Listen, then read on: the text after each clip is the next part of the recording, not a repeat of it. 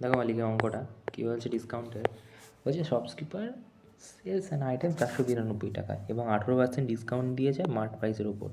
আচ্ছা, মার্ক প্রাইসের উপর যদি 18% ডিসকাউন্ট দেয়, তাহলে আমাকে একটা কথা বলো, মার্ক প্রাইস লিখলাম, সেলিং প্রাইস লিখলাম, কস্ট প্রাইস লিখলাম, তা বলছে সেল করেছে কত টাকায়?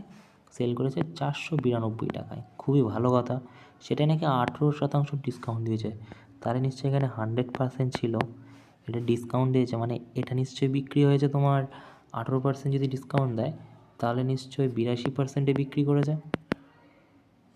ভুল বললাম নাকি? 18, হ্যাঁ 82%-এ বিক্রি করেছে। তা 82%-এর ভ্যালু যদি এটা হয়, তাহলে 100%-এর ভ্যালু কি আমরা বের করতে পারবো না? অবশ্যই পারবো। তা 492% ইজিক্যাল টু যদি 492 হয়, 92% ইজিক্যাল টু 492, 82% 492 যদি হয়, 1% equal to by 82 into 100% equal to কত হবে? ইন্টু 100। ঠিক আছে, তাহলে যদি করি 492 ভাগ যদি 82 করো, তাহলে এখান থেকে কাটলে হবে 6, মানে 600। তাহলে নিশ্চয়ই এটার দাম 600 ছিল, 100%টার দাম।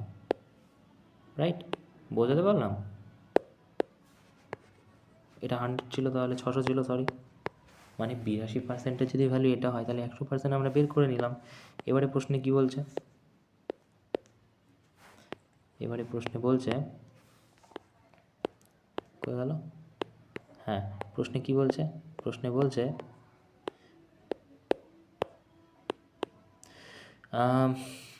যদি সে নট অ্যালাউ করতো ডিসকাউন্ট, তাহলে 20% প্রফিট করতো কস্ট প্রাইসের উপর। যদি অ্যালাউ না করতো, তাহলে নিশ্চয়ই 600 টাকায় বিক্রি করতো। বলছে কি 20% প্রফিট হতো, তাহলে কস্ট প্রাইসটা কত? 20% প্রফিট হতো। আমাকে একটা কথা বলো, নিশ্চয়ই 120%, তাহলে 120%-এর ভ্যালু এটা। কেন বলছি? কারণ 20% তো লাভ করছে। ও তো এই টাকায় বিক্রি করতো, যদি বলছে যদি এই টাকায় বিক্রি করতো, ধরো এই টাকায় বিক্রি করেছে, 600 টাকায় বিক্রি করেছে, বলছে তাহলে 20% লাভ হতো, তাহলে 120%-এর ভ্যালু 600। 120%-এর ভ্যালু যদি 600 হয়, 1%-এর ভ্যালু বাই 120, আমাদের দরকার 100%-এর ভ্যালু, কারণ কস্ট প্রাইস 100%। রাইট? 100%-এর ভ্যালু কত হবে তাহলে?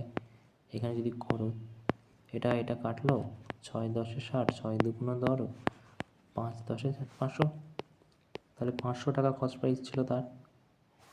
ঠিক আছে, তাহলে উত্তরে যাবে 500।